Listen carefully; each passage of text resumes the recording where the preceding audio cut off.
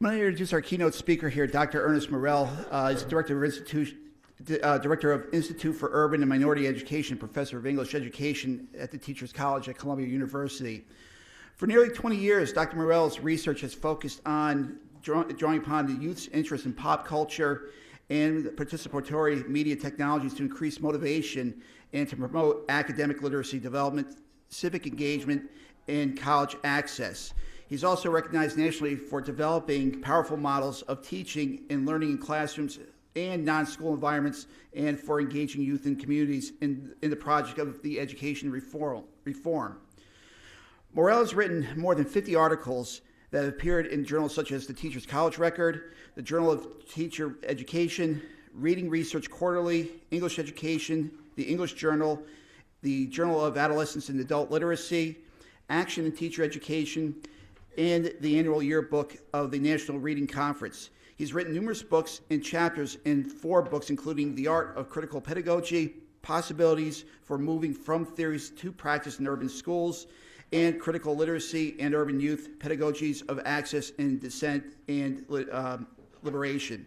So I'm going to turn it over to Dr. Morrell. I believe you are, just before the release presentation started here, you mentioned how you're starting another book here, or at least you finished up on another book? Yeah. Yeah, so I'm going to have Dr. Morrell speak to you. Thanks.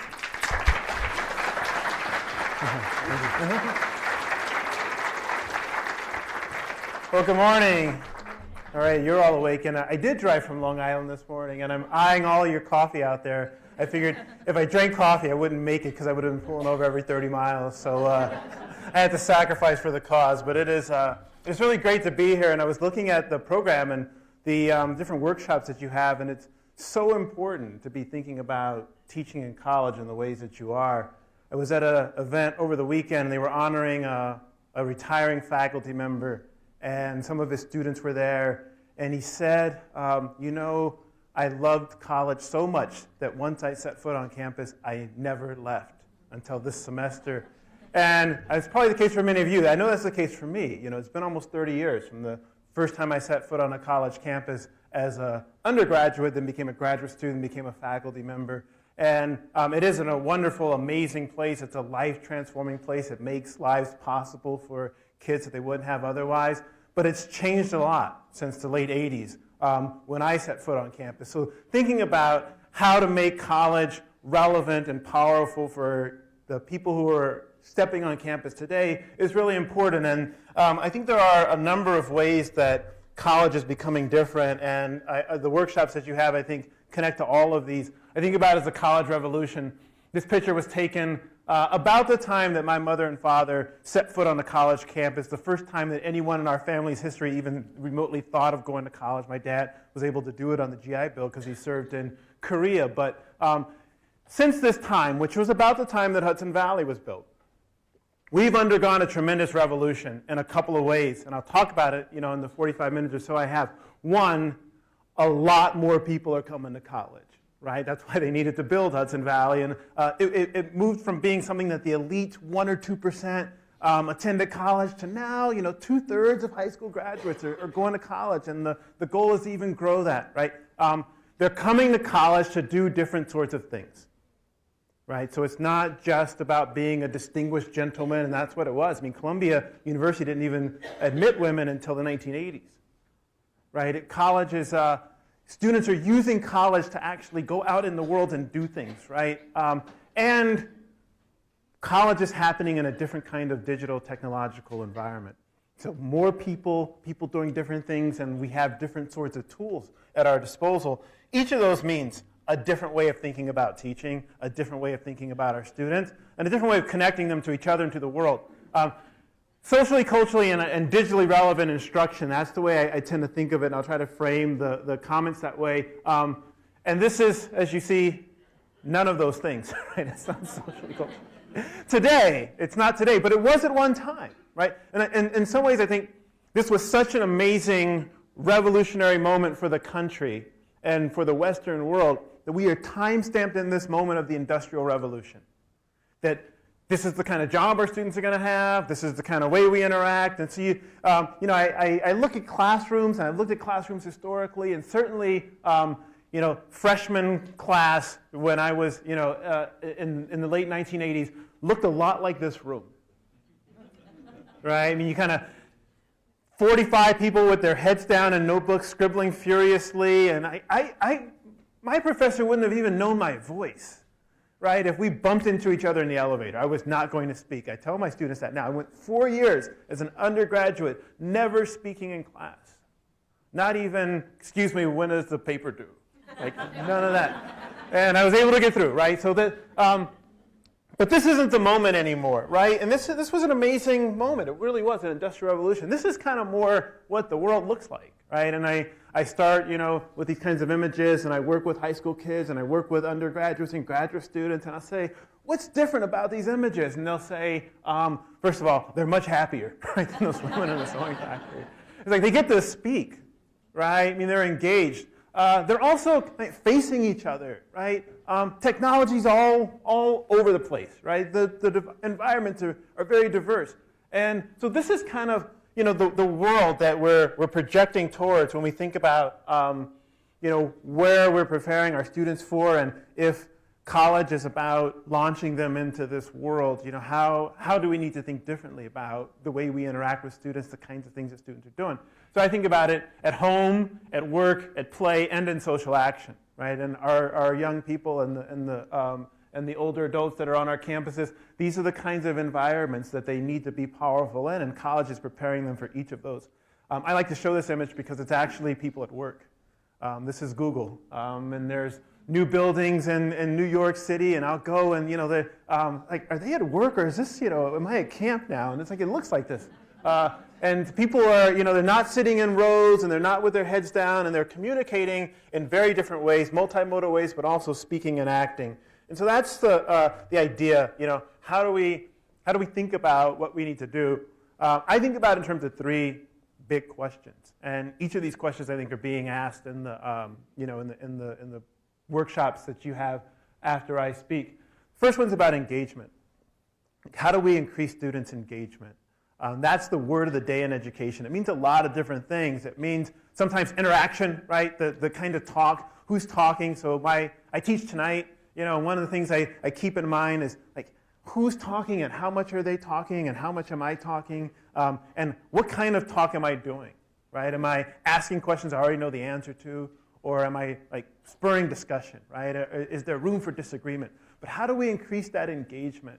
One of the things that I learned when I was a high school student preparing for college was the importance of what the psychologists call being in the tiger crouch, right? When you're in that tiger crouch, your mind is working, it's active, and if you notice that, whether it's athletics or kids playing video games or that last minute of the television show, and you're finally going to figure out who did the murder, everyone kind of leans forward.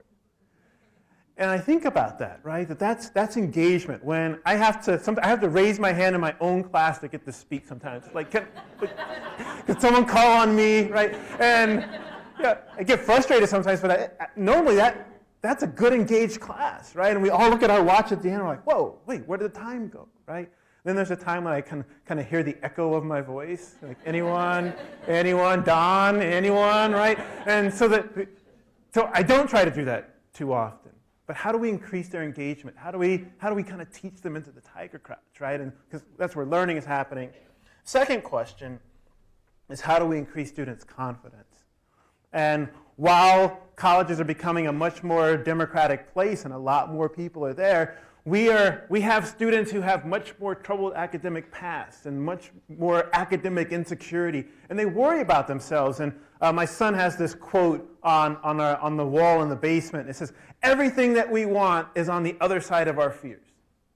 And I thought, wow, he's 15 years old. Like that's pretty cool. And I think about my 20 plus years as an educator. What I normally see are students' fears. Every student wants to do well. Not every student does well, and it's not because they're unmotivated, or it's normally because they have tremendous insecurity, and what we're seeing is that insecurity could be showing up late to class, or the head down, or those sorts of things, and it's the confidence, right? How do we build confidence, or how do we build students' identities, right? How do we kind of create the kind of students that they dream of being? The third question is the one I kind of started with, and that's how do we make it digitally relevant? Right? I mean, how do we kind of move classrooms into now we're in the girth of the 21st century. I don't know how long we get to say the 21st century is going to be 2020. It's like, my kid was born in the 21st century, and he's headed to college, so I don't know if we can keep saying that, right? We're way into the 21st century. As a matter of fact, a lot of the kids we're teaching are going to live to the 22nd century, right? So this 21st century doesn't mean anything to them. The 21st century babies are headed to Hudson Valley in a couple of years, right? So what do they need from us, right? It's a question that I began to ask myself as someone who was classically trained in the humanities in that last century, where we had no tablets, we had no laptops. There were 2 people in my dorm room that had computers, and they could charge money by the hour for that thing, right? And the dot matrix printer, right? And hands of me, like, come on, come on, come on. You know, class is starting in an hour. Like, I'm next. No way was it digitally relevant. So I had the difference for me is that the difference between what do they need from me and what was I trained to do. Right, and so I could lean on my training. It was 19th century American literature. More Whitman, right? And I like Walt Whitman. But it's not always what they need from me. Right? So how do we increase engagement? How do we build confidence? And how do we make it digitally relevant? So those are kind of the big ideas. So I will talk about a few of the kind of the principles behind the learning, and then I'll try to share examples. I know that this is across subject matters, so I'm trying to pull from examples across subject matters as well. But these principles are core regardless of where we're teaching in terms of our disciplinary homes. The first thing I learned from my dad, who's been an educator, both my mom and dad, this is their 50th year of teaching. So you know, it's something we do as a family, is understanding failure, right? If we want to eliminate it, we have to understand it. And it is something that can be eliminated. The first thing is why students fail generally is that they lack confidence, right? They don't see themselves as being able to do this. You're into your math lecture, and all of a sudden, you know, you see someone's eyes, and they're wide open. They're not even in your class anymore. They're back someplace in 1995 when they were in the 2nd grade, and they failed that test. Right? And they don't say, you know, I'm feeling miserable right now. They might say, oh, this is stupid. This is boring. I'm going to drop this class, right? But their fears, their lack of confidence, right? And we don't mean to do that. And it's not that we always do that, but we're tapping into it, right? You have students on average with 13 to 15-year educational histories, right? That's 2,500 days of data that they're tapping into to decide, am I going to invest? Am I going to take this risk? Or am I just going to kind of put my head down on the desk and just phone it in and say, I hope I get a C. A lack of relevance, right? That is this even connected to me in my life, and how does this matter? And I try to ask that why question every class. You know, we're doing something that doesn't necessarily seem like it's relevant to tomorrow, but it is, and it's important, and I have to be cognizant of my need to make those connections. A lack of engagement with high-quality, relevant literature, and I don't mean literature like English literature, I just mean material. Right? What do we put on our syllabus? What do we have them do? And I don't know how many people fret over the syllabus like I do, and I just think, oh, that 4th week they're going to hate it, but I don't know what else to do to introduce them to X. It's like we have to find better material, more engaging material they can't put down. So how do we do that? And the lack of engagement with a community of learners. Right? How can learning be collective? And so as I kind of revise and revise and revise my classes, and I think, how much time do they get to talk to each other?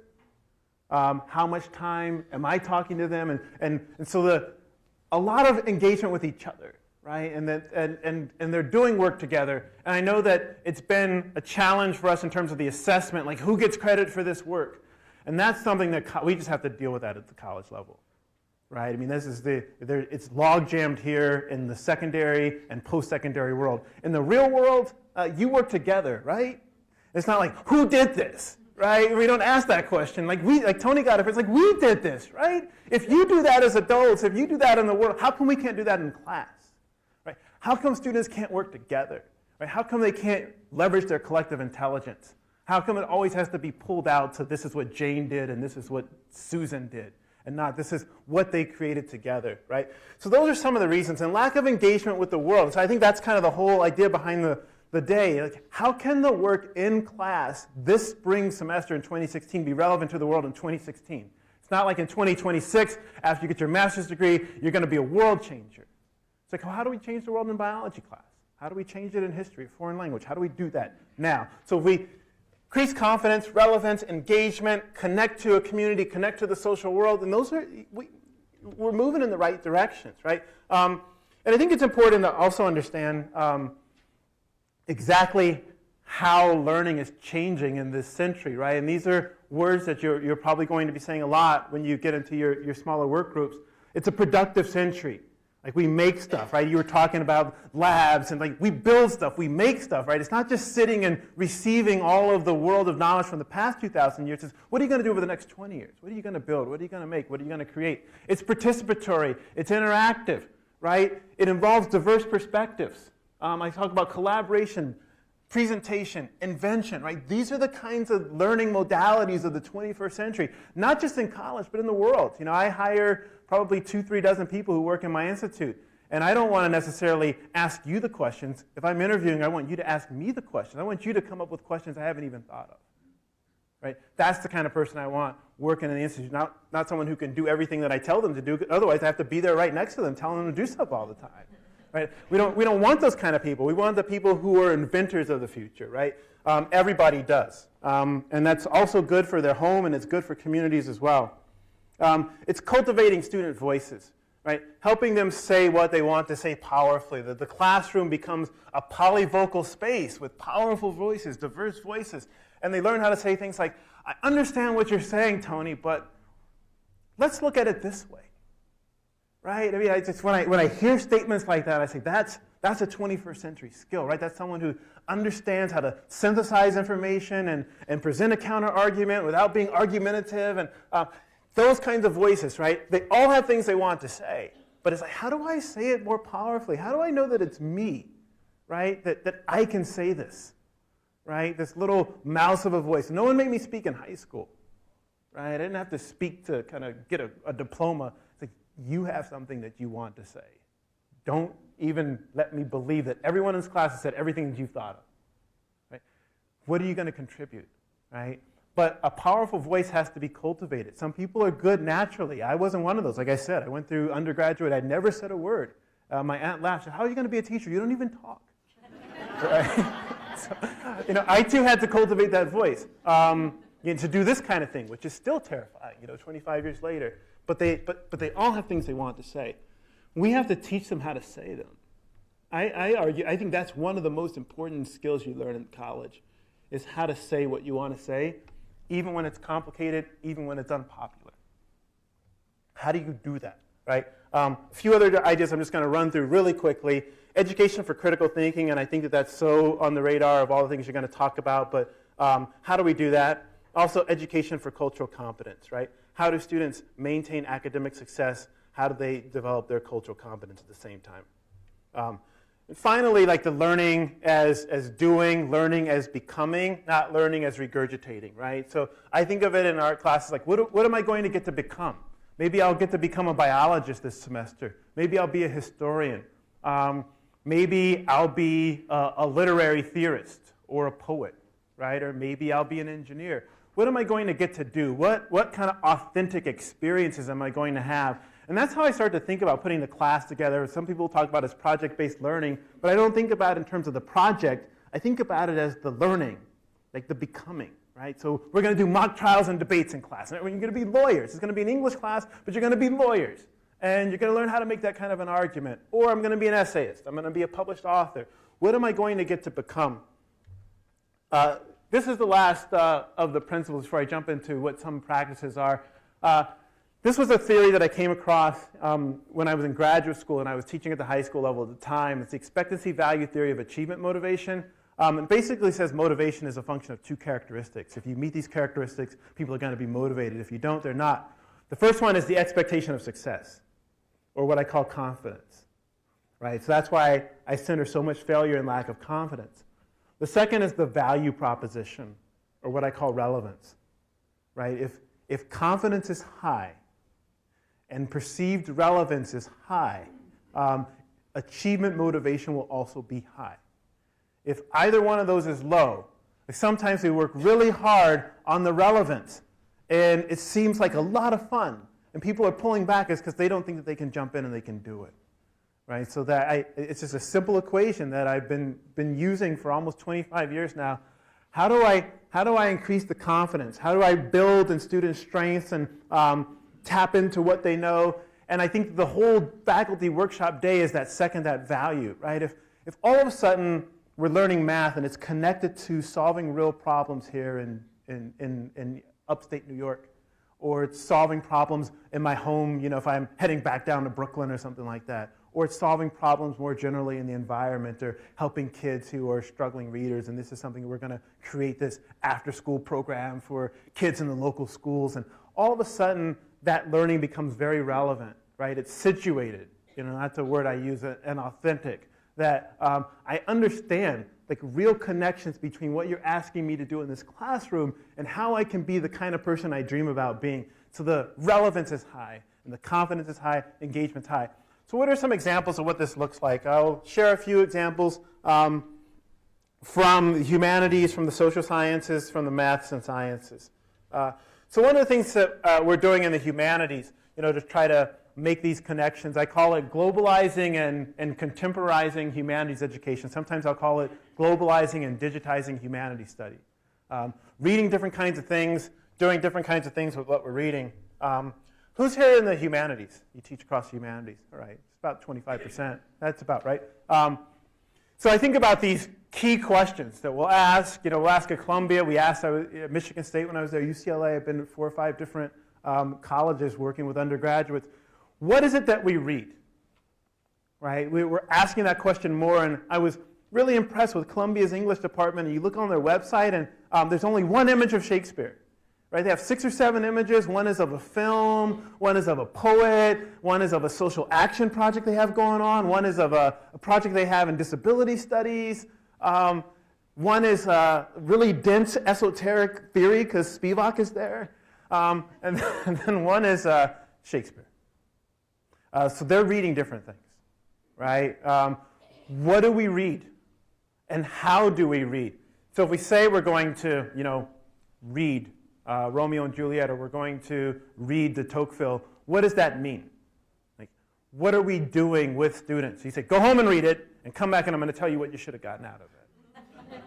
We're not doing that anymore, but what are we doing, right? It's a real question. I have my students reading 3 different things tonight, and it's like, well, what did I mean when I said that, right? And so we have this meta-cognitive conversation about what we mean when we say we're reading something.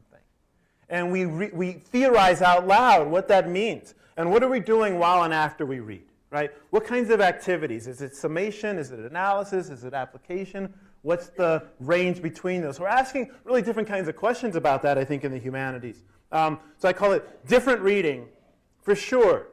Right? I mean, the world is a wonderfully diverse place, and so we're integrating our syllabi, right? I think if you look at most of the literature, and that's academic literature across disciplines, prior to 1970, you're not going to see very many women in there, right? You're not going to see very many people of color in there, right? So I feel like I have to integrate my syllabus.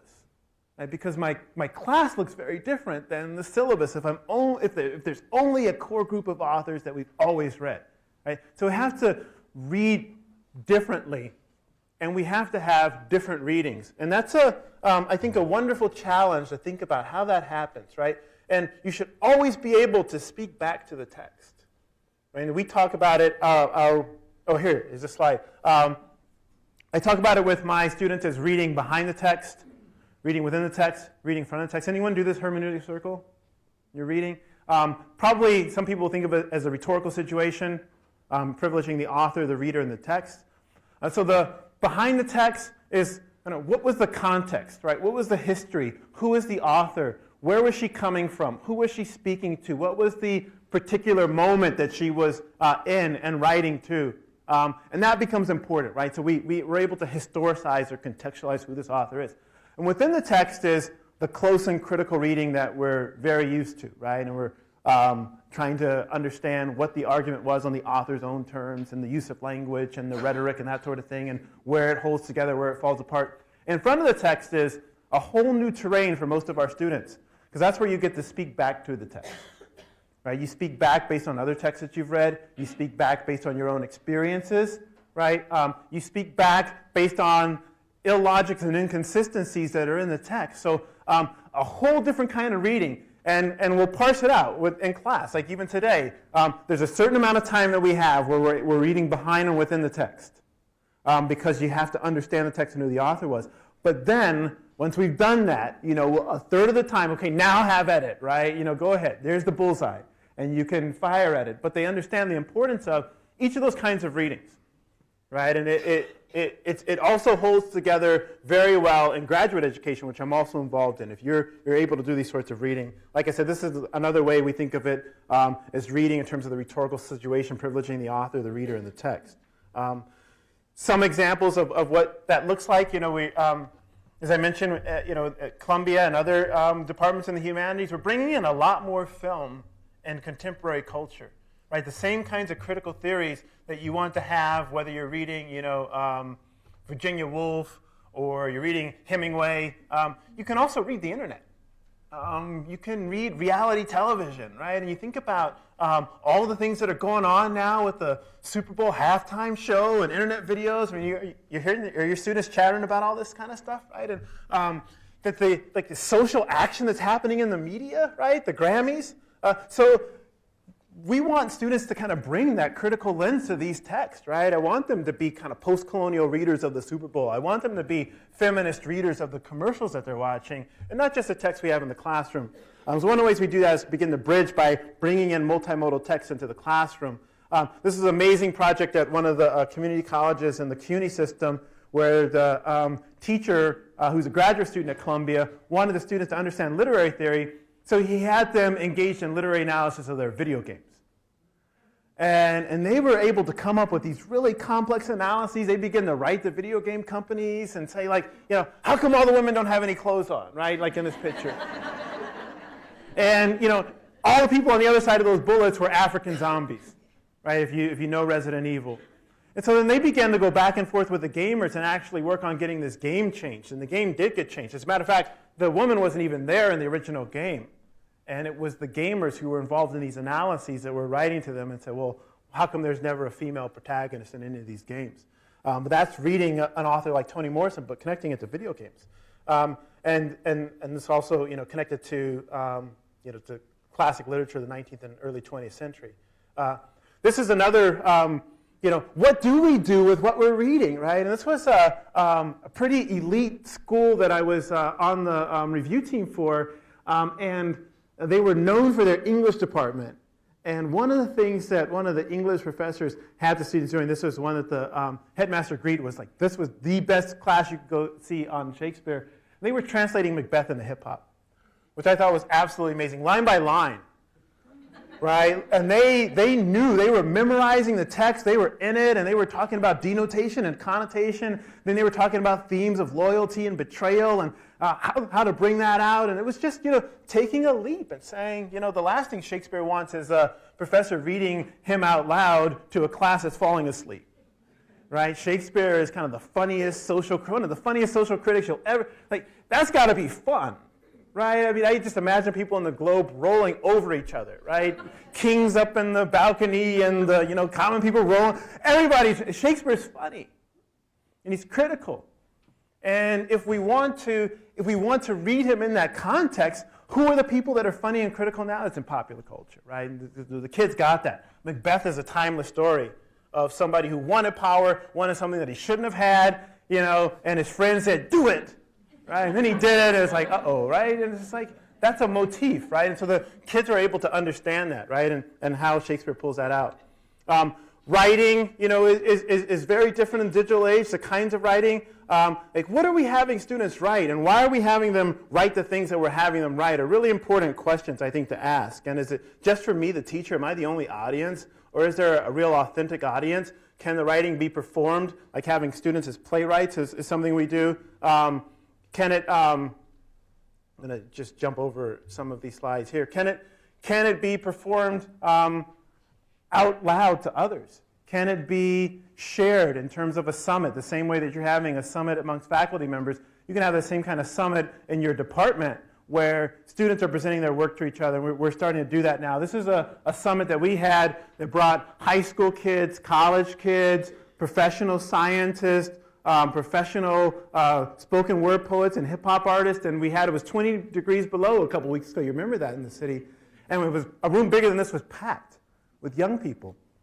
So you see it's youth research, hip-hop, spoken word, digital literacy, but the substance was students were involved in research projects in their community, and it was multidisciplinary. So we had the Science Genius group, and they were looking at issues through the lens of science. We had a group that were trained historians looking at it through oral history and archival history.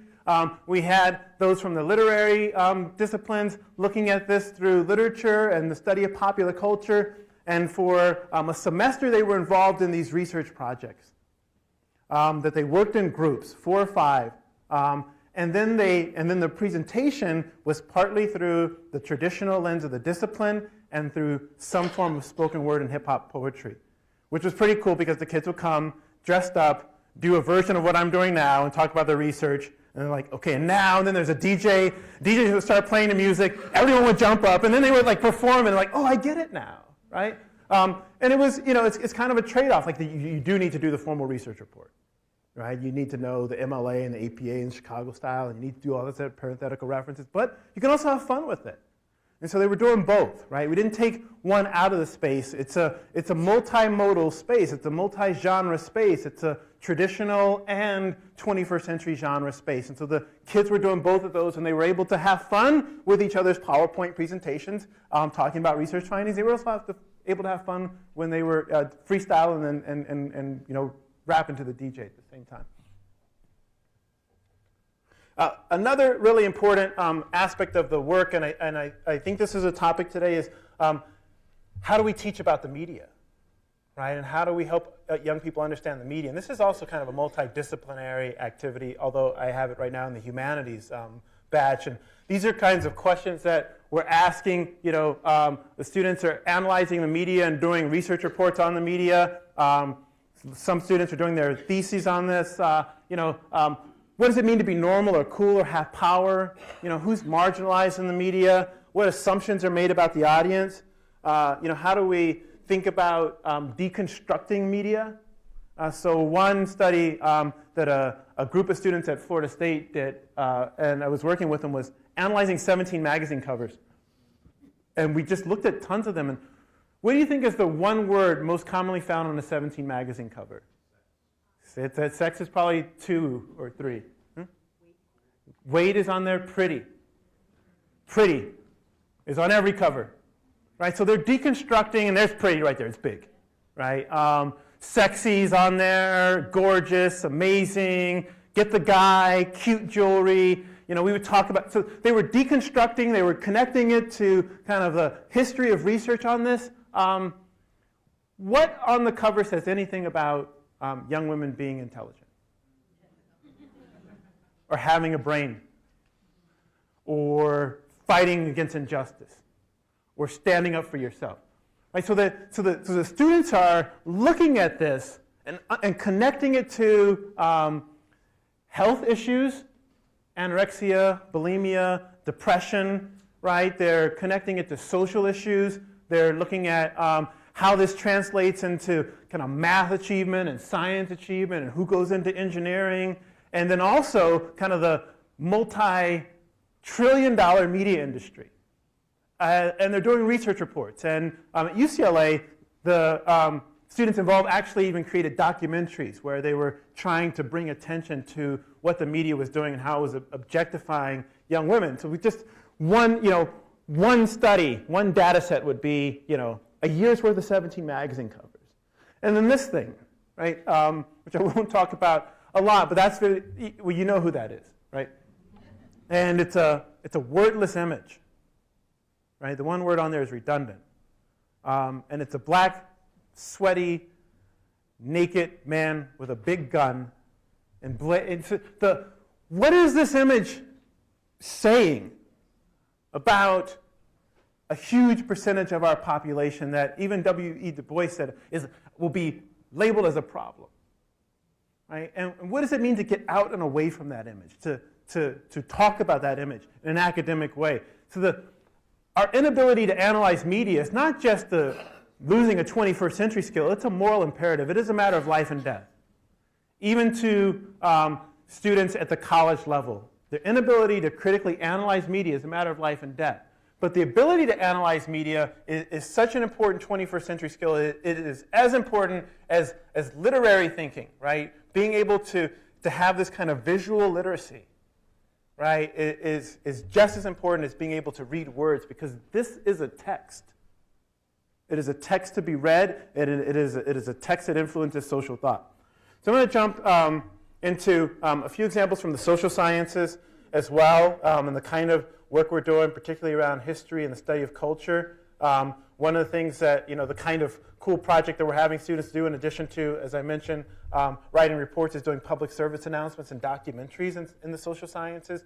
Becomes a really powerful way to, combine with research reports. Having students kind of looking at themselves and their community as a way of understanding the world, or connecting something that they're studying long ago in the world to something that's happening right now in the community, and how do we begin to make those connections between what's happening, in my life, what's happening right here in Albany or Troy or Saratoga, and what's happening, some other country or some other era in time. Beginning to really make those sorts of connections. Having students actually use anthropology, psychology, or sociology to analyze their own lives and their own communities. And so we're doing that. And students are reading social theory or sociology, and you're talking about demographics and, in some abstract way. It's like, no, let's make here, right now, a data set. And so the students are able to apply psychological theories and sociological theories. They're able to understand kind of the work that anthropologists do. They become an anthropologist of Hudson Valley Community College or their own neighborhoods. And then they're able to write about it. So one of the ways we do that is kind of a day in my life, or a colleague of mine calls it Doc Your Block, right? Because they kind of document life on their block, and they become these kind of sociologists or social theorists and social scientists of their own world. And they're able to kind of share powerful information about what they like, but also what they really see that needs to be changed. Right? And understanding how social theory really helps us to understand problems in a very specific kind of a way that's not blaming victims. It's really looking at how infrastructure creates certain sorts of problems. One of the examples was that last slide. The infrastructure of the media creates problems like eating disorders, right? It contributes to them. Becoming digital archivists. This is a project that we have in Harlem right now, where young people are actually involved in archival work, and so the move in history, and this is partly with the history department at Columbia, is not just to have students be readers of history, but producers of history. And so they're collecting and digitizing yearbooks, and they're collecting oral histories from people who've lived in Harlem during different eras. They're contributing to the Schomburg Museum, which is on 135th in Harlem. They're creating a digital archive. And more students are wanting to go major in the humanities. They're doing better in school, and they're really connecting their work because they're actually involved in a meaningful historical project. And there's another series of projects that faculty at a couple of the community colleges in New Jersey are doing right now, having students be these digital archivists and collect histories of their neighborhoods, right? And share that back with the neighborhoods. Oral history is another one that's really important. We think about losing a particular era of time. What we have available now with digital technology is actually being able to record people's voices and have them tell history in their own words. So it's not just looking at dry archives. It's actually people's own voice. And we have an oral history project at the Institute. And there are elders in the community who are lined up outside of my institute waiting to come in and share their oral history. So the students are learning this really rich way of kind of unpacking culture. And the cultural transmission is happening there as people share their life histories with them. Mock trials, debates, legal research, bringing this more and more into the humanities. One of the ways that we try to teach the structure of argument is have students do mock trials or debates. So whether it's forensic debate or whether it's actually, kind of having a trial, understanding how you can look at two sides of an argument. When I have time, if there's a controversial issue and I want students to understand both sides, I'll side them indiscriminately in the two sides and have them prepare formal debate. At the end of that, they'll say, almost to a person, now I understand the counter-argument. As opposed to just proving what I wanted to prove and then creating a shadow counter. Anyone get essays like that, right? It's like a shadow counter. That's not a real counter-argument. But if you have to argue it, if you have to embody it, if you have to go through a formal debate, trying to argue something that you initially did not agree with, you begin to understand how it is possible for reasonable people to think differently about an issue. But you also understand kind of the formal process of how you put together a strong argument. What does it mean to be rhetorically powerful? What does it mean to appeal to the reason? What does it mean to appeal to logic? And what does it mean to kind of evolve a certain kind of ethos that makes arguments powerful?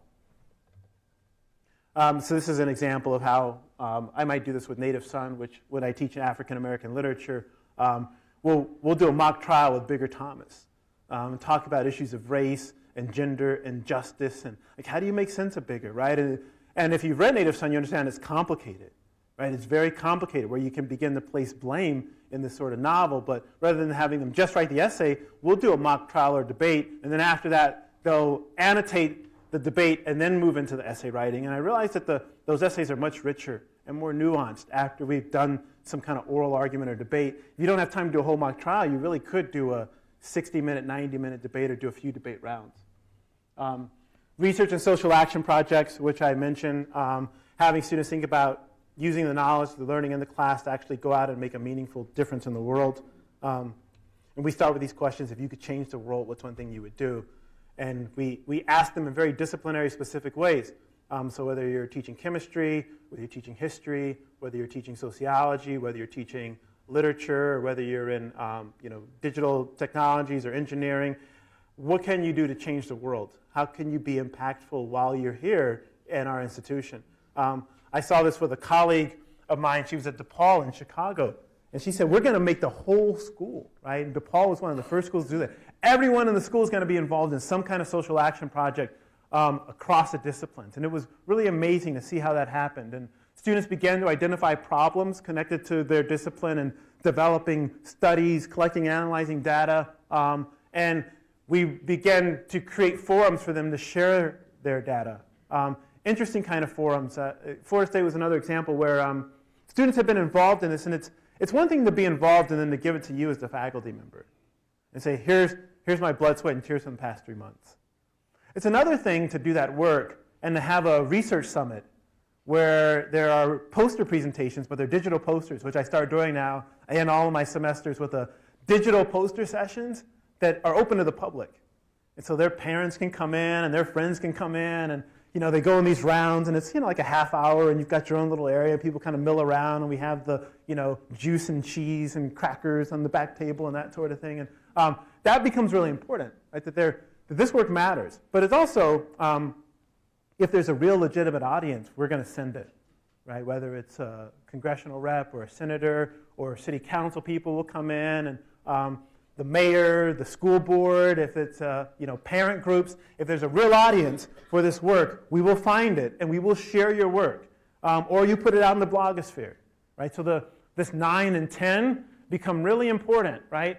8, again, we kind of have both the traditional kinds of outputs and some kind of multimodal popular cultural output, but then some kind of real audience on the back end of that.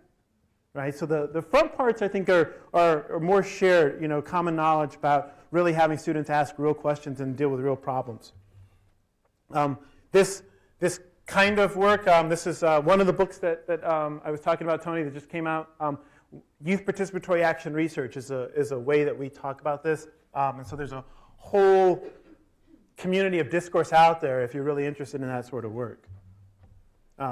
These are just slides of what students have done. That was one of the pictures I had before. And these are students that kind of may look like some of your students, but they're actually presenting their research to the mayor of Los Angeles, who's on the other side of that podium. He's normally at that podium, right? That's the seal of the city of Los Angeles. But these are teenagers who are speaking to the mayor about work that they did, which is really cool. These are just more of their slides. I'm going to go into a few examples. This is a colleague of mine, Erica Walker. She's a fellow now at my institute, and she's just an absolutely amazing scholar. And she asks a lot of these same kinds of questions through mathematics. and thinks about, how can you connect the learning of mathematics to kind of meaningful social situations. So she talks about meaningful engagement in the math classroom and connecting math to community engagement. The more we can do that sort of work, the more students are going to understand the uses of math in their present and in their future. So she does a lot of the same kinds of things around youth participatory action research, having students ask questions. I'm going to share an example that looks at changing demographics. This is an example of a kind of a quantitative research study done by kids. But we've asked questions about crime rates and unemployment rates. We've looked at changing neighborhood demography. Students have looked at resource allocation. Students have looked at the California budget. I don't know if you followed that when Arnold Schwarzenegger was governor, and he's like his 80 days without a budget, and he had his. So we took students to Sacramento, and they were with math professors, kind of really breaking down and getting inside of the budget and going back and forth with the governor over where there might be some wiggle room in the budget. And the governor actually phoned into my class to talk to the students about this work. And so they're connecting it. And that particular project, the math professors at UCLA were saying that students' mathematical reasoning was really going off the charts because they were understanding how math could be used for real-world problems. And that was a published study that we did, actually, looking at how this sort of work improves mathematical reasoning. These are kind of like survey work that the students will do about their neighborhoods and communities, creating demographic profiles. But this is the work that using geographic information system and plugging into census tracts, the students were able to look at changing demographics in the community and what that meant for social services. So the blue represents African American populations and the red represents Latino populations. And they did this over 5 different censuses, right, where they pulled this information and they plotted it. Right? So the substantive story is one that's very familiar, right, New York. But what's really cool is that this was done by young people. And then they were able to look at what happened in the schools and unemployment. But this was a part of that data set for the UCLA professors where they were looking at how the students got turned on to math by asking these questions about kind of changing demographics in their neighborhood and the kind of complex work they were doing. And they were also doing some pretty sophisticated surveying and survey analysis, which I find that college students really like to do. They like to survey each other about things, and they like to survey larger populations. This is the science rap battles. This was a part of that Ciphers for Justice, and I should say Google Science Genius. Right? This is a project that's been going on for about 4 or 5 years with professors at Columbia University and the GZA from the Wu-Tang Clan. They put it together, and so the students are learning science in the very traditional ways, but one of the ways that they get to share their scientific knowledge is these biannual science rap battles, which are absolutely amazing. And this gentleman, he actually performed a couple weeks ago when we had our last summit. But you can kind of see in the back the joules, kinetic energy, that sort of thing. And so this is a panel, right? And this is someone that's about to present. These are Columbia professors. But there's also the GZA and 600 students on the other side of this. This is the biggest auditorium we have in our college. And so the students are really kind of learning science and being really fired up about learning about science, but they're super duper fired up about being able to perform. And I joke because I say, this is not what science fairs looked like when I was in college. The microphones and but they're learning, right? It's not just fluff, right? I mean, the kinds of things that they're saying are being evaluated by some of the best, science minds in our university and college system. But you can look at this work. If you Google Science Genius, and it'll describe kind of what it is, about kind of bringing attention to transforming teaching and learning science. That's what the BATTLES acronym stands for. But it's also a tradition of a cipher in hip hop where it's not a real battle, it's a mock battle, and what you're trying to do is make each other stronger and come together as a community. So the students kind of battling in science is a way of building a community around science. And embracing this idea of being kind of scientist and being hip, right? Being a scientist and being young, being a scientist and liking rap music, being a scientist and being black, being a scientist and being a woman, right? It's bringing it together, right? So their whole identities are connected to this work, but then they're also, acquiring new disciplinary discourses of chemistry or biology or physics, right? At the same time. So the last one I'll share before ending is work that we're doing around computer science, and this is Van Jones, his Yes We Code, where he's working in inner city communities around America and having young people be more involved with coding and computer science, kind of literally changing the face of what we think of when we think of computer scientists. And this is work, and you were talking about building a laboratory and having the kind of technological space, and college is really a space where we're at the vanguard of this, right? And the students coming off of our campuses and kind of recreating their sense of how technologies can be used to solve real-world problems. We're moving beyond the phase where the latest technologies are going to be used for video games and gadgets, and moving to the real hard work of how these technologies actually change our lives. And this generation of college students is going to do that, right? And so to create the kind of spaces for them and the cultures for it to happen, right? The digitally relevant pedagogy. This is a lab at MIT. This is kind of the work of college. And moving from just consuming digitally to kind of producing, distributing, and digital inventions. Like, what kinds of patents could come out of Hudson Valley? From 19-year-olds or 22-year-olds who are working together in a class, and they come up with something, and they say, wait a second, no one's done this before, right? We need to get a patent for this.